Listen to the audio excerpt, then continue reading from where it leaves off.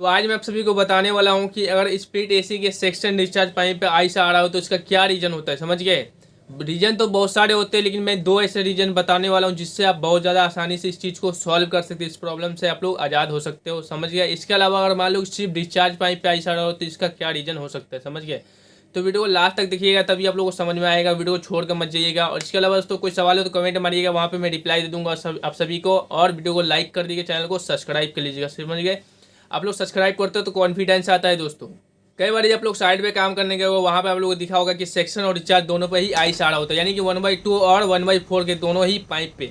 लेकिन कभी कभी आपने देखा होगा कि ज़्यादातर डिस्चार्ज यानी पतला वाला पाइप पे आता है, जो कि उसका जो नाम होता है 1/4 होता है या फिर 3/8। ठीक है। और मान लो 2 टन का एसी होता है तो 3/8 का होगा डिस्चार्ज की जगह पे। समझ गए। डिस्चार्ज वाली लाइन में। अगर 1.5 टन का होगा तो 1/2 का वहाँ पे पाइप मिलेगा डिस्चार्ज पे। ठीक है। डिस्चार्ज वाल पे। समझ गए। तो कई बार होता है कि सिर्फ एक ही वो पाइप पे वो दिखता है, वो कि पतला वाला पाइप पे मोटा वाला पे कभी कभी दिखता है। समझ गए। रीजन तो बहुत सारे होते हैं, लेकिन जो ज़्यादा मेन रीजन है वही मैं आप लोगों को बताने वाला हूँ। समझ गए। सबसे पहले तो दोस्तों आप लोग एसी का जो इंडोर होता है ना, वहाँ पे आइए, उसको कवर को खोल कर देखिए। वहाँ पे उसका जो फिल्टर होता है वो कहीं गंदा तो नहीं है।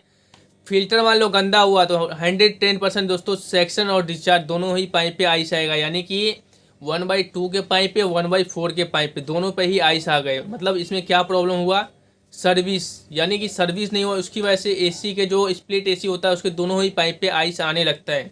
विंडो एसी में पता है कहाँ पे आइस आता है, वो आता है कूलिंग कॉइल पे, जब सर्विस ठीक से नहीं हुआ होता है तब। और इसके अलावा दोस्तों इसकी जो सर्विस कर दोगे इंडोर और आउटडोर दोनों ही बिल्कुल चौक रहेगा। चौक रहने के कारण क्या होगा कि एयर सही से मतलब सप्लाई नहीं दे पाता रूम में। समझ गए। और इसके अलावा दोस्तों इसका जो ब्लोअर मोटर होता है, वो ब्लोअर मोटर नहीं, ब्लोअर, चलो मोटर ही मान लो, मोटर स्लो चलेगा तो ब्लोअर भी स्लो चलेगा। समझ गए।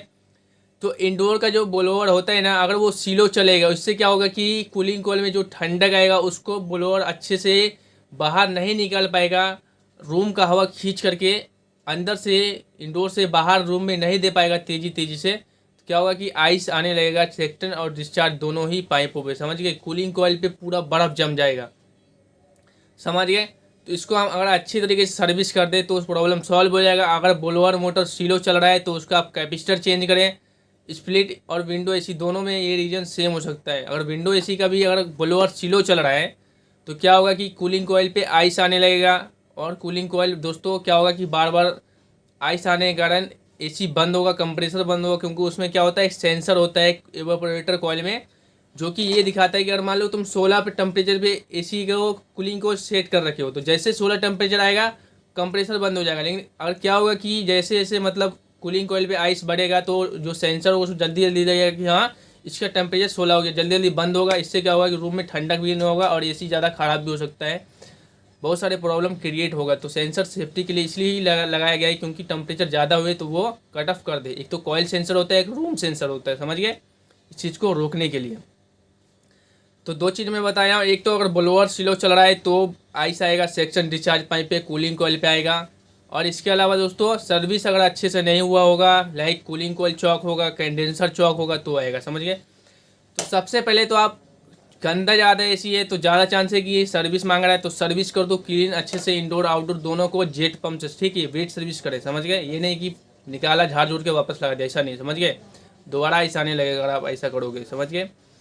और मैं ब्लोअर का भी बता दिया सोल्यूशन कि ब्लोअर में अगर स्लो चल रहा है तो क्या करेगी, कैपेसिटर बदले।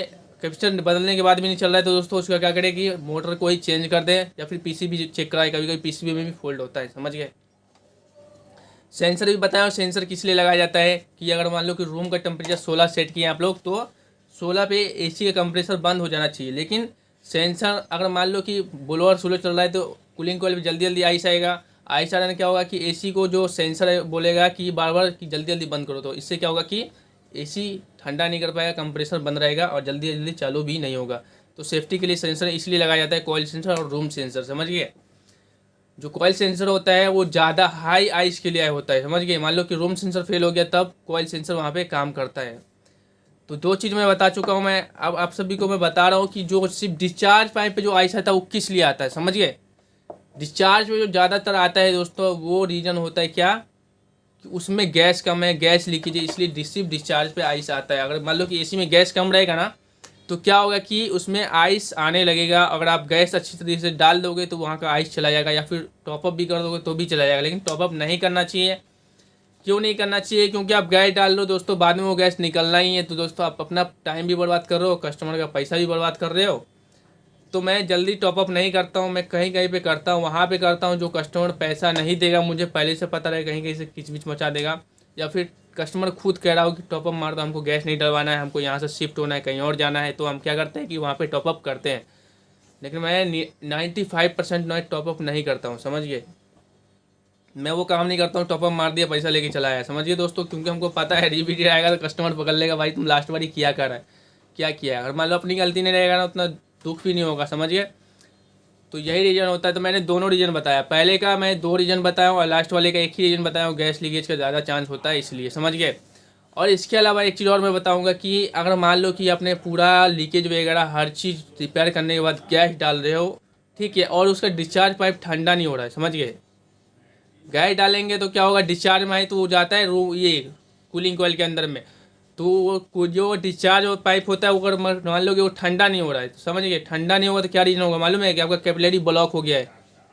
कैपिलरी ब्लॉक होने के कारण वो डिस्चार्ज लाइन ठंडा नहीं कर रहा है। इसलिए दोस्तों आप सबसे पहले दोस्तों गैस को रोक करें, एसी को बंद करें और डिस्चार्ज लाइन चेक करें। हो सकता है आपने वाल बदल रहे हो तो क्या होगा कि वाल का मुंह वगैरह कहीं से आपने वेल्डिंग कर दिया होगा, जिसकी वजह से वो डिस्चार्ज लाइन से गैस बाहर नहीं निकल रहा है, समझ गए। मेरे साथ भी 1-2 बार हो रखा है, तो मैं इस चीज़ बता रहा हूँ। और हमेशा वाल लगाते वक्त ये याद रखें कि कैपिलरी ब्लॉक ना हो, दूसरा डिस्चार्ज वाल जहाँ से हम ज्वाइन करते हैं कैपिलरी में वहाँ पे ना ब्लॉक हो जाए। इस चीज़ को काफ़ी बढ़िया तरीके से ध्यान रखें। तो टोटल 4 चीज़ मैं बताया हूँ, 4 चीज़ समझ गए। क्या क्या बताया आप लोगों को? पहला कि अगर ब्लोअर स्लो चले तो भी आइस आने लगेगा कूलिंग कॉइल पे, कंडेंसर पे और सेक्शन डिस्चार्ज पाइप पे, ठीक है। कंडेंसर पे आइस नहीं आता, समझ गए।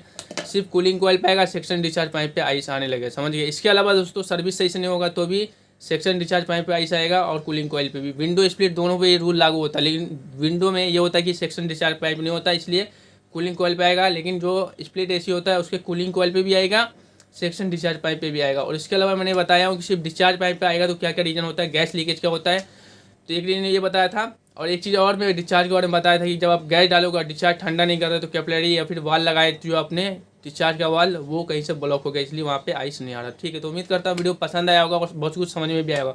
कहीं भी डाउट हो तो कमेंट करके बताइएगा, वहाँ पे आप लोगों को मैं रिप्लाई दे दूँगा। Thank you.